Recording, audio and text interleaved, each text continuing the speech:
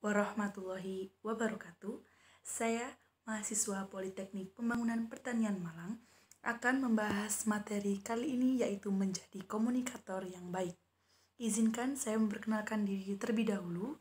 Perkenalkan, nama saya Diva Sania Hadi. Saya dari Prodi Penyuluhan Peternakan dan Kesejahteraan Hewan 2B. Kali ini saya akan membahas yaitu 1.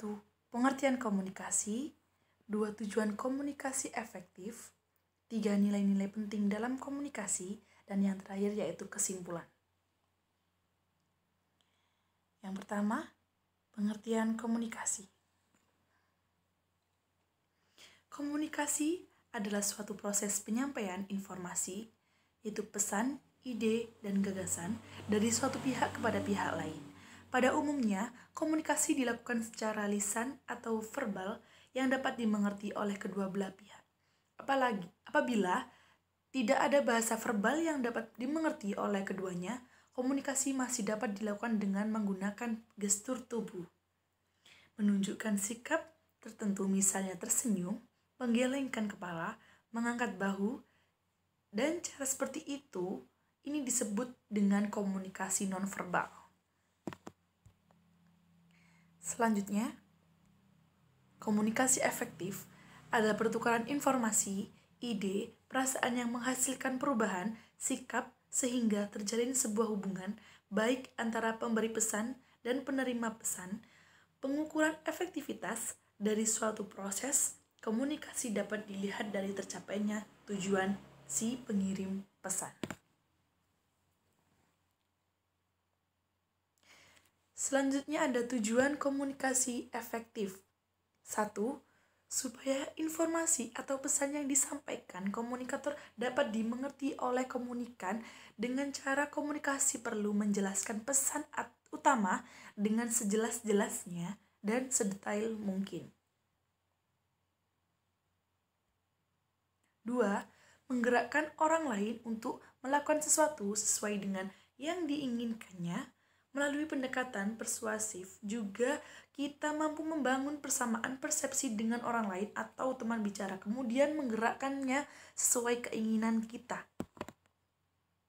Selanjutnya, agar pendapat kita bisa diterima oleh orang lain melalui pendekatan persuasif merupakan salah satu cara agar gagasan kita diterima oleh orang lain dengan nyaman tanpa paksaan apalagi kekerasan. Dan yang terakhir, komunikasi yang berhasil mencapai sasaran dengan respon yang sesuai dengan tujuan komunikasi individu tersebut melalui kemampuan yang dimiliki komunikator untuk mengungkapkan keinginan, ide, perasaan, pikiran, atau pendapat dengan persepsi yang sama.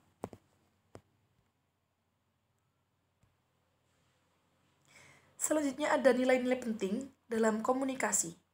1. Belas kasih, 2. Kerendahan hati, 3. Kebijaksanaan, 4. Akuntabilitas, dan yang terakhir adalah empati.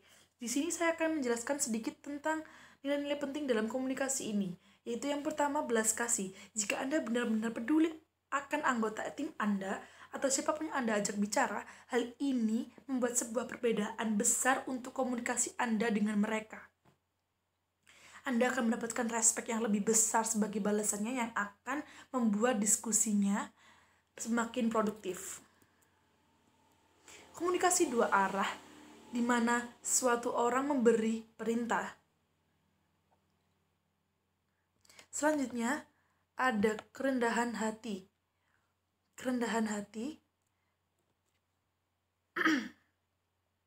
bekerja di lingkungan multibudaya, sebagaimana halnya kasus umum di Asia. Kerendahan hati merupakan sebuah nilai penting yang sangat mempengaruhi kualitas komunikasi organisasi, menyesuaikan pada gaya komunikasi orang lain, bahasa atau bahasa sehari-hari,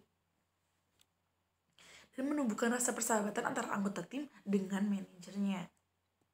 Yang ketiga yaitu kebijaksanaan. Kebijaksanaan, kita semua pernah punya hari yang buruk. Hari yang buruk, akan tapi hanya karena Anda mempunyai hari yang buruk, tidak berarti bahwa Anda harus melampiaskannya pada kolega atau orang lain atau tim Anda.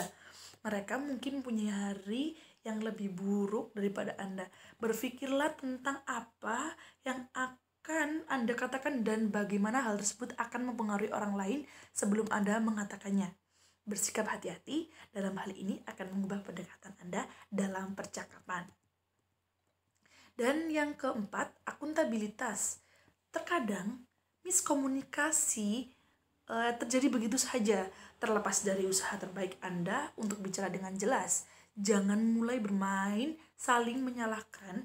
Hal-hal ini tidak produktif dan tidak menyelesaikan masalah. Ambil tanggung jawabnya dan terus melangkah. Dan yang terakhir adalah empati. Sebagaimana Anda mungkin membenci konfrontasi, terkadang tidak ada lagi jalan untuk menyelesaikan masalahnya. Akan tetapi tidak perlu bermusuhan.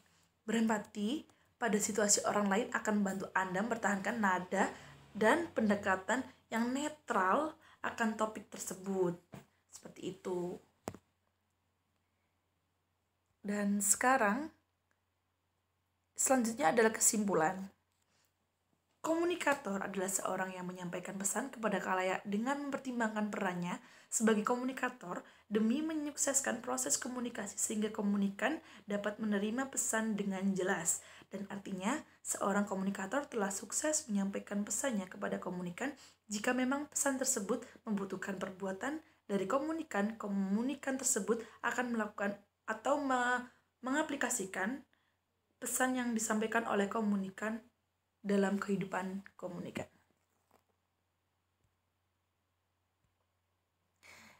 Oke, sekian. Jangan lupa like, komen, dan subscribe, share jika menurut Anda bermanfaat bagi orang lain, keluarga, dan sekitarnya. Terima kasih. Sekian. Wassalamualaikum warahmatullahi wabarakatuh.